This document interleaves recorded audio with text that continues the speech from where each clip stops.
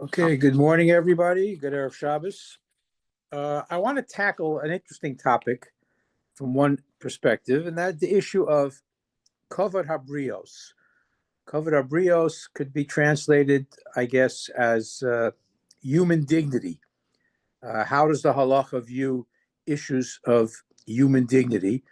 Uh, and I'm focusing on one particular issue, the way we treat prisoners in terms of mandatory drug testing. And this applies really in Israel because in America, different sets of laws are in place. But from the prism of halacha, how do we deal with the issue of human dignity for prisoners or in people in general? How does it play out? Uh, the notion of kavod habrios is a major uh, issue in halacha. We're told to respect the elderly and parents, uh, rabbis, kings, community leaders, the Kohen Gadol. We have to give respect. And there's also the concept of the dignity of the community, which plays out in the area of Tircha de Tzibura, for example. When we take out two Sifrei Torah on separate occasions because we don't want to spend time rolling the Torah because it's an affront to the community. So that Tircha Tzibura is a fraction or a part of kavod habrios. There are a lot of different examples, but there are circumstances which allow us to, I guess, override the notion of kavod habrios, and I want to explore a few of them. For example, an Ovel, a person who's sitting Shiva, should not greet people when they come in to visit. However, there was a situation where a large group of people came to visit a certain Reb Chaim, and he greeted them simply because, out of respect to the fact that a large crowd came to see him. So there are exceptions. We're told to give respect to our wives more than to ourselves. Kavod habrios is a very highly regarded value in many, many ways. The halachic discussion concerns situations where you may be allowed to violate, sometimes, a rabbinic prohibition in order to preserve human dignity. For example, you are walking along the street in a new suit, and you discover that the suit contains what they call shatnez d'Rabbanan, a mixture that is not necessarily biblically prohibited, but rabbinically prohibited. Let's say that a few buttons may have been sewn on to your jacket, to a wool jacket with cotton thread. Some minor shatnez infraction. You're not required to take off the suit and walk home in your underwear in order to avoid the rabbinic prohibition of shatnez. If you're wearing shatnez d'oraisa, that's a different story. But rabbinical prohibitions, another example, you can remove certain things that might be muktzah on Shabbos if they're physically repulsive because of kavod habrios, according to Gemara and Beya. You can, they're interesting. There are, a Kohen is allowed to walk through a field which might have dead bodies in it, so it's a drabanon, in order to visit a king, to show kavod to the king. So there are cases where you can violate drabanon issues in order to maintain kavod habrios. It's interesting. Rav Aaron Soloveitchik once told a story that Rav Meir Simcha of Dvinsk, the Or Sameach, once permitted a Jewish band to play on Shabbos when the Tsar of Russia was visiting Dvinsk. Now, normally you don't play instruments on Shabbos, but that's only an Isser D'Rabbanan, because you might fix the instruments. But he allowed it because of Kavod Abrios. You have to show respect to the Tsar. And he allowed a band to play. There are passive things you could do. I don't go all the detail. Hashavas Aveda. There are a lot of different things. If a person is on your way, a person is on his way to perform a bris, or offer the Korban Pesach, or if you're a Kohen Gadol on Yom Kippur, on your way to the Beis Hamikdash, and you see a mace mitzvah, a dead person by the road, you have to tend to bury him, even though it causes all kinds of other problems, because it's Kavod Abrios, even to a dead person. Okay. Now, let's try to sift through. There's so much stuff here. Rav Kook wrote that Kavod Abrios is very important, whether the person's a tzaddik or a Talmid Chacham or a regular person. Kavod Abrios considerations outweigh many, many other Torah level prohibitions, depending on what the nature of the situation is. So let's deal with the specific example that I want to talk about this morning, in terms of a criminal, people who are incarcerated, and many poskim hold that Kavod Abrios may not apply to prisoners under certain circumstances, or people who are guilty of terrible crimes. Case in point, before we get to the prisoner issue and drug testing, a couple committed adultery. She was married and she had an affair. The question is, do we have to inform her husband of the affair? Because once the wife commits adultery, the husband is prohibited from living with her anymore. On the other hand, what he doesn't know won't hurt him, perhaps. It's going to cause tremendous difficulty in their marital situation. Does Kavod Abrios apply in this situation? Do we have to inform the husband? And three great poskim ruled the answer is yes.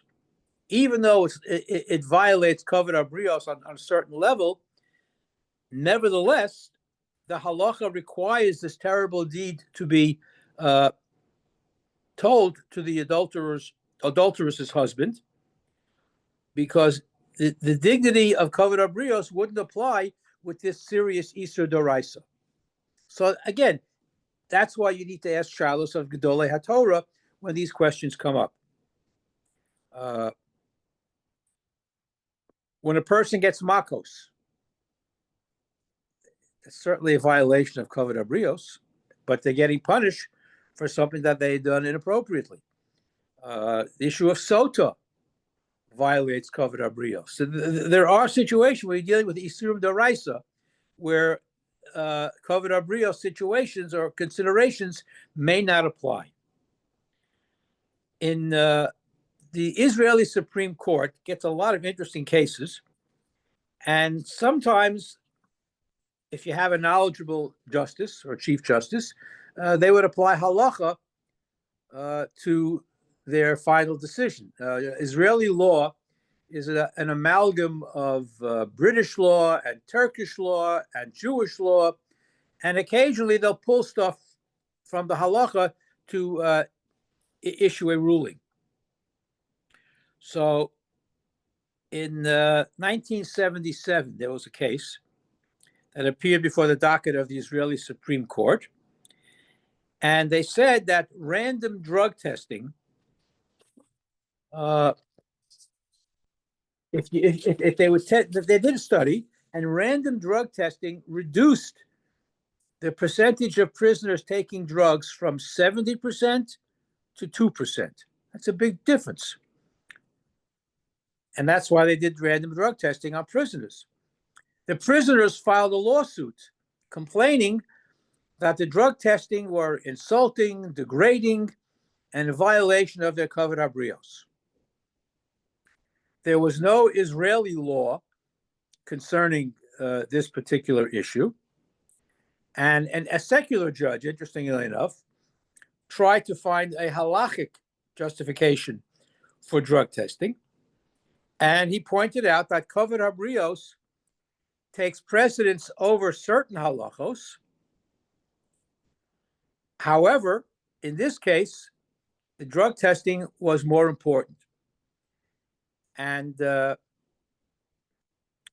president of the Supreme Court ruled that the rabbinic laws were created for the betterment of the community, and sometimes the rights of sinners, and if you were incarcerated, you obviously were a sinner, to maintain their dignity was not paramount. And the community has a right to violate the privacy and dignity of criminals in order to protect itself, the community, from drug use.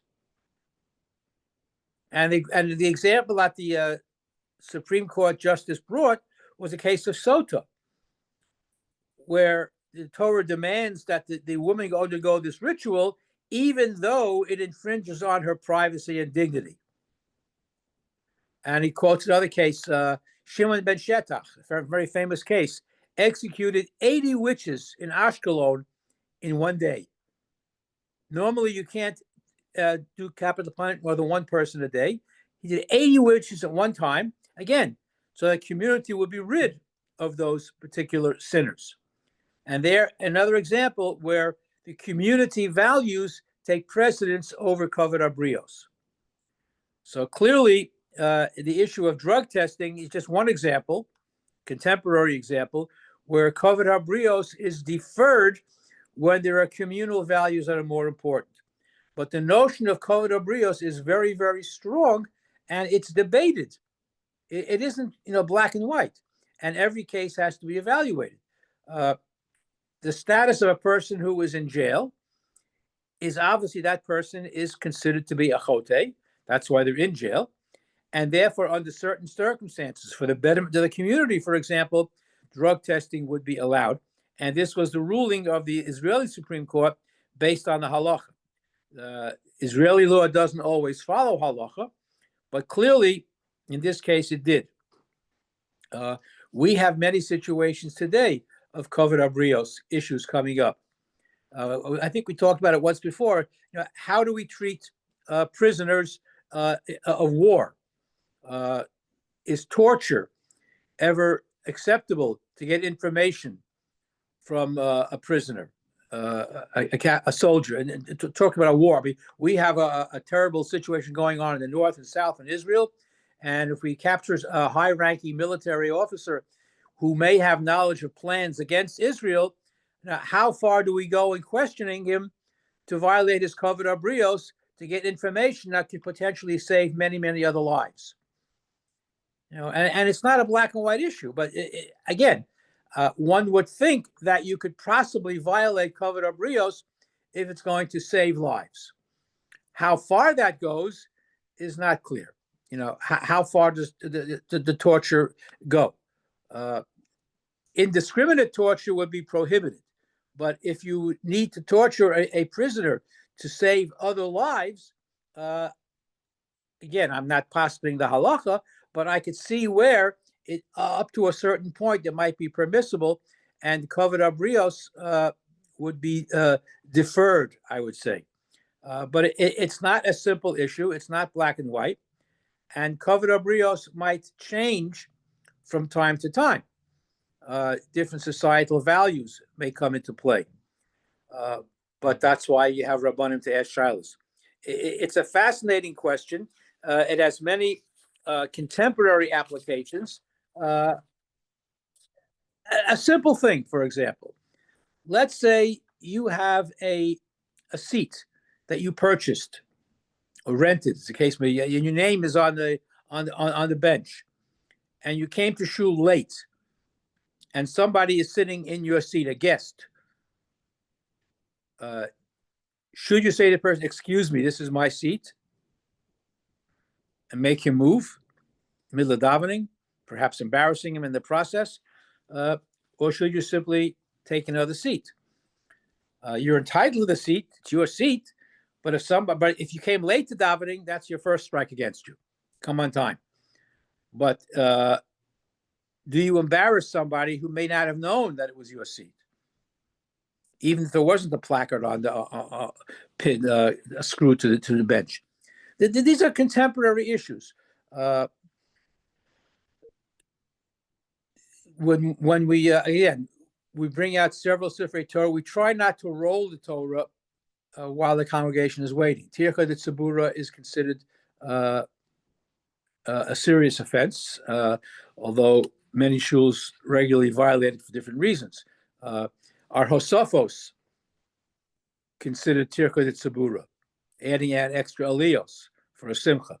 On the one hand, the Baal Simcha would like to honor people. On the other hand, you have people in the shul who are not necessarily there for the simcha; they're there for the davening, and it's a big question. We had that problem in Shomer Torah at one point, and I think I don't know if it's still in effect, but at one time they limited the number of aliyos to 10 on a Shabbos for a simcha because it was getting out of hand. So Kavod Habrios, Tircha de Tzibura, these are all things that are related, and there are a lot of different applications. The one about drug testing I thought was very interesting, and that's why I mentioned it within the context of what's considered Kavod Habrios. Does it apply to all people at all time? Are there exceptions? What are those exceptions? And who makes that decision? The classic case, and I said it before and I'll repeat it again, the classic case is the Meis Mitzvah. You see a dead body on the road. A dead body has to be buried. And even if you're in the Kohen Gadol on Yom Kippur, you have to defer that obligation in terms of the Kavod Habrios due to this other individual who has passed away. And that's how great Kavod Habrios is. And that's also why you have a substitute Kohen Gadol. Okay, that's what I wanted to share with you. It's a fascinating topic. There are many, many other applications to it, but I thought I would just share this with you today. Rabbi? Yes. So my mind is just like wandering about the prisoners like in Israel and stuff like that. So let's say, and we have it in America too, where we have from people who are in jail. And I would hate that they would pull the card of Kavod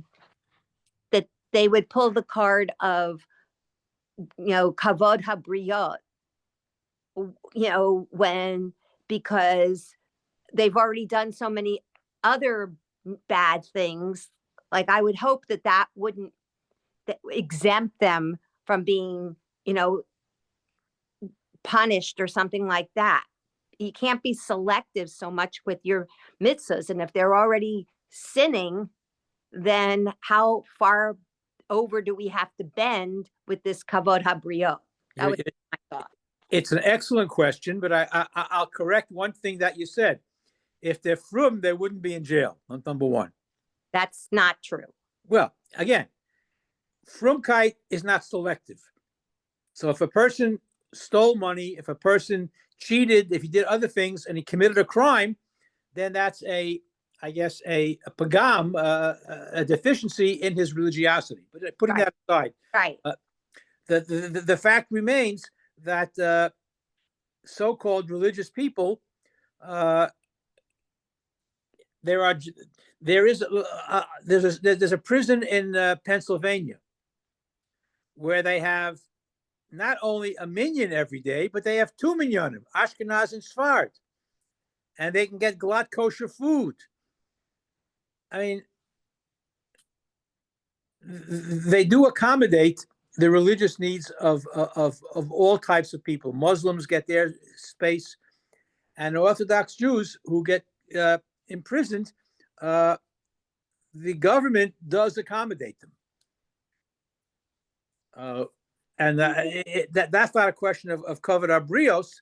That's simply a question of accommodating their religious needs. That's not necessarily kavod habrios. But I remember a friend of mine, the late Achas Rakov. He used to do concerts in the jails in Scranton, and a lot of frum people came to were in prison there. And he tells me a story. I cracked up when he told me the story.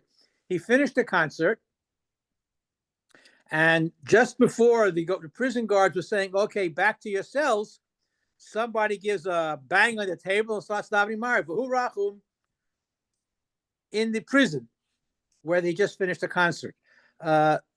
Unfortunately, we have people who have committed crimes who are in some of these country club prisons, people who have stolen millions of dollars, and the government accommodates their religious needs. First, it was kosher food, and now it's minyanim. It's in that same community in Pennsylvania. There's a big slaughterhouse. It's a big slaughterhouse, and I had the occasion once to sleep over in the house of one of the shochtim in that slaughterhouse, and he tells me it's humorous, but it's also sad.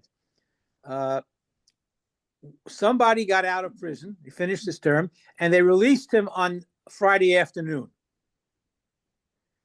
And there wasn't enough time for him to get back to Brooklyn.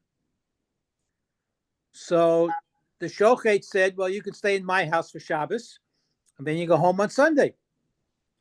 And his wife came up from Brooklyn to be with him on the Shabbos they got out of jail. Now, this is the house of a shochet.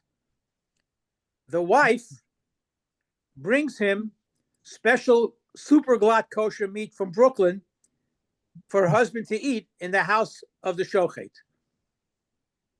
for a guy who just got out of prison. There's a disconnect here someplace. So people have different sets of values. Sometimes the religious values don't cross over to the ethical area. I can't explain it, but he was very insulted. And it was very ironic. He's a shochet. He's a religious guy. And somebody staying in his house that he's doing a favor for, and they won't eat his food. They bring their own food from Brooklyn. So talk about kavod habrios. I mean, where's the respect for this man who's opening up his house to you? Forget about the fact that this guy was in jail for a crime that he had committed. We live in a very interesting world where people make up their own rules sometimes. But kavod habrios is a very important halacha, and we just have to know how to apply it. Wally, Yes. it seems like for a frum criminal who goes to jail to demand kosher food and demand religious services, that would seem like a chillul Hashem. One would think so, yes. And it would seem like that Okay, but then again, maybe the OU or rabbinical organizations might protest. well, but by the same token, we do believe in the capacity of people to do tshuva. Hopefully, people make mistakes. That's why you have korbanos. That's why you have a korban chatos. You make a mistake with shogeg, do it on purpose. You can do tshuva. And we believe in the redemptive power of tshuva to help people. Hopefully, by going to jail, this person might have learned his lesson. And that's why we try to provide these services and kosher food for those who are incarcerated. The fact that they shouldn't, it's a very strange thing. There was a nursing home scandal in the 70s, which involves many, many prominent rabbinical figures who own nursing homes. And they were basically cheating people and the government out of millions of dollars. And one of these individuals, a rabbi, he was called a rabbi, was out on bail. And he happened to be a guest at a simcha at a hotel where I was attending for a conference. And they gave this guy all types of kibudim. He had shishi for his aliyah, and he had all types of other. They gave him a seat of honor in shul, and the guy is a criminal. He stole money from the government. He mistreated people in his nursing homes, but he had a big black hat and a long white beard, and they gave him all types of kibudim. So there's a disconnect someplace along the way when this type of criminal activity becomes acceptable. Then we have a big problem, a big problem. It used to be when we were kids, kids would say, "Oh, my dad can beat up your dad," but now, I actually heard this conversation in a summer camp where kids were talking about their fathers who were in jail during the OPM scandal, the other people's money. Anyhow, so one kid was saying, "Oh, my dad stole $2 million." The other kid said, "Yeah, my dad stole $10 million." That's how they value. It's a crazy value system. It's very sad that we've come to that point where people are almost proud of their criminal activity. I mean, I was in shul in Livingston. I won't mention names. All right. A certain fellow was released from jail, and he was a Levi. And I had Shlishi. So I was called up, and they were making the Misha Beirachs, and this guy made he benched Gomel for getting out of jail. And when he comes down from the bima, everybody is shaking his hand, welcoming him back. The guy was a criminal. He did terrible things. He went to jail. We're glad that he's out of jail, but they gave him all types of kibudim. The fact that he was a criminal, he was a rich criminal, but he was a criminal. Was he a big donor? Of course. Let's put it this way. He was just made an ambassador. Yeah. Anyway, have a wonderful. Rabbi, just took a different comment, take it a different way altogether. My sensitivities, given the security that we have today, going into an airport or into a government building is such a violation of covered abrios. Okay, so but it might be a violation of covered abrios, but is there an overriding concern that would kind of allow for it? It's a good question. It's a good question. You have to know who you're dealing with. And unfortunately, given the situation that we live in today, you really can't be too careful. There are a lot of crazy people out there. We see it every day. There are a lot of crazies out there. And an average, I mean, look what just happened in Las Vegas, and then New Orleans. I mean, this guy was a decorated Army sergeant, a master sergeant, and he went off the deep end. You can't predict these things. So there's a reason why the government is very, very cautious. Rabbi? Yes. So for someone who is Jewish, but not observant yet, or is examining, maybe thinking about becoming more from, stuff like that. When they hear about these supposedly from or observant Jews, yeah, all this horrible stuff, and some to the degree of being, incarcerated, that's not helping, Yiddishkeit very much at all. Not at all. And I am very embarrassed when I am confronted with that. Every time you look in the newspaper, and I shudder when they show pictures of religious-looking Jews who have been arrested for all types of different crimes, whether they're slumlords, whether they stole securities. Big Bali, Ivan Boesky was a very major Jewish philanthropist. He certainly was. And they had to take his name off all the plaques that were hanging at the seminary and other places. It's very embarrassing, and it's very hard to explain to somebody who says, this guy's religious, look what he did.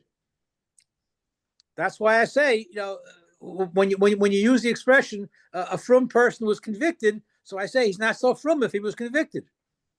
Because how do you, and it's very sad because people differentiate, they create categories for themselves. Now, granted, when we were living in Europe and bribery was a way of survival and people had to do things there, but when you're living in America, somehow that didn't translate to many, many people.